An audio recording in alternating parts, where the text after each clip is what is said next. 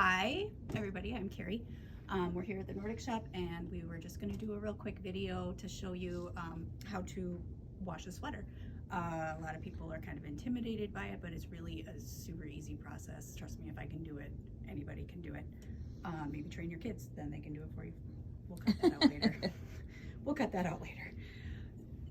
All you need, I usually use a sink basin at home, but today we've got just a storage tub, sweater, obviously, and then I use a big bath towel, and eventually I use a drying rack, but you don't necessarily need a drying rack. You can actually just do it with a bath towel, and then once the sweater is dry enough, you can also hang it up.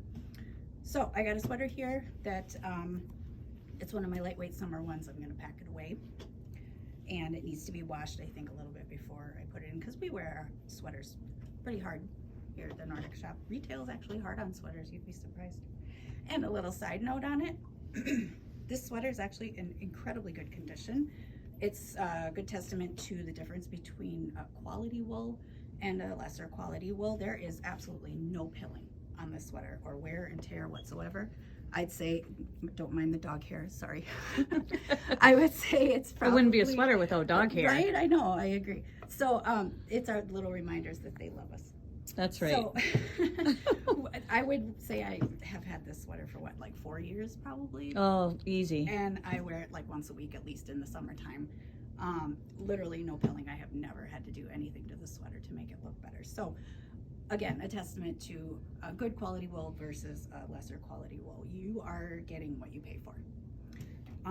So real quick, I've got about a gallon of water in the tub here. You just want enough so that you can immerse the sweater completely so that it's, you know, fully absorbed.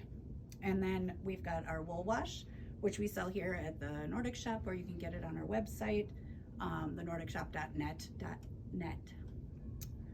Comes in eucalyptus or lavender, and the directions state to put about a capful or a tablespoonful in per gallon of water.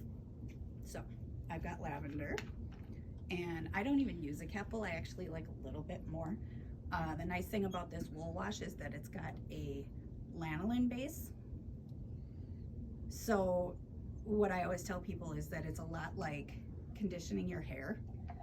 It'll put everything back in the sweater that makes it soft in the first place.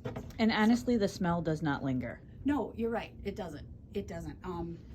I prefer eucalyptus most times. Yeah, I just and think it's a cleaner scent. honestly, men will say, well, I don't really want to smell like either one. Absolutely. It really doesn't have a residual smell after you're done. Absolutely. No, you're totally right. Just a little side note to that. Yeah. No, and thanks for that. Actually is a good point. Okay, so anyway, I got about a tablespoon. I like a tablespoon and a half because I need a little extra conditioning. Curly hair, you know. So anyway, swish it around, and the water that's in here is room temperature. They say tepid.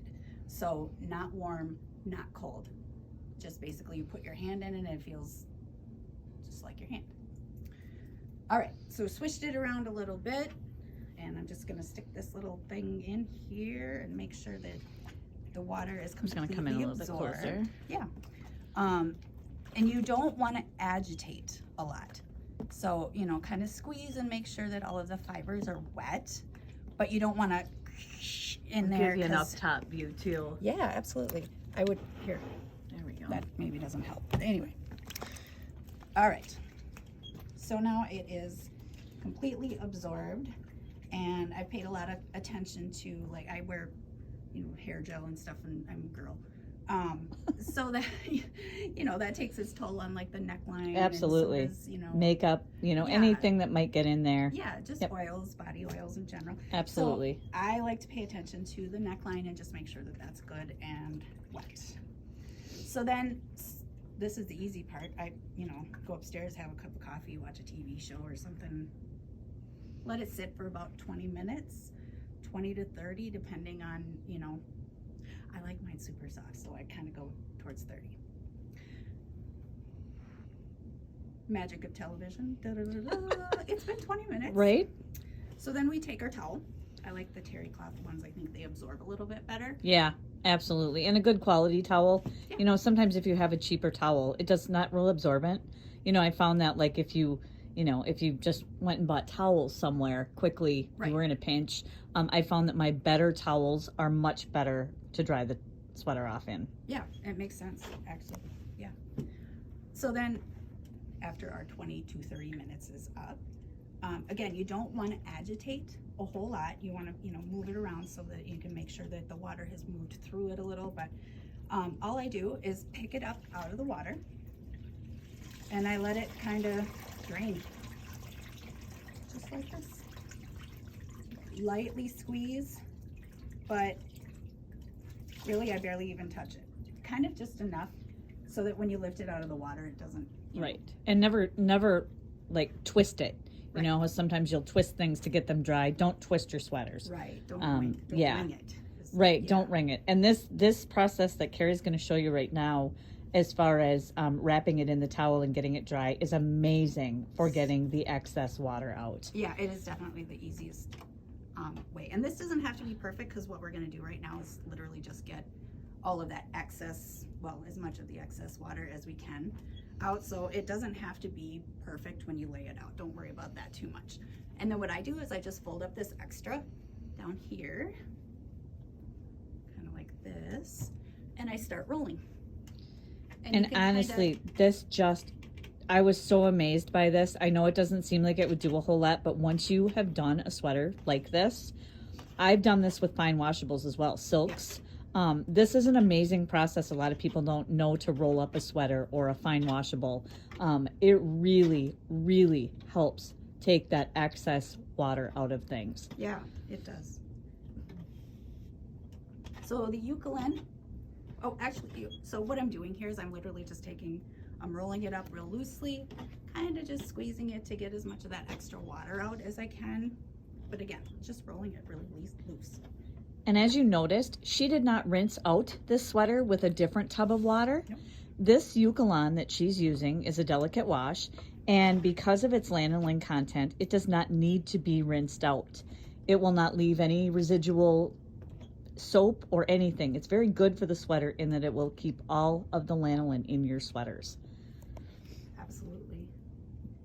It actually, you know what I just learned is you can use it on your pets as a pet wash. Oh, I never really? thought of that before, but I didn't think tried of that either. I would have never thought of that. That's a good tried idea, it, though. And it actually, it is really nice, yeah. Because especially in the wintertime, my little Yorkie, I call her my designer mutt.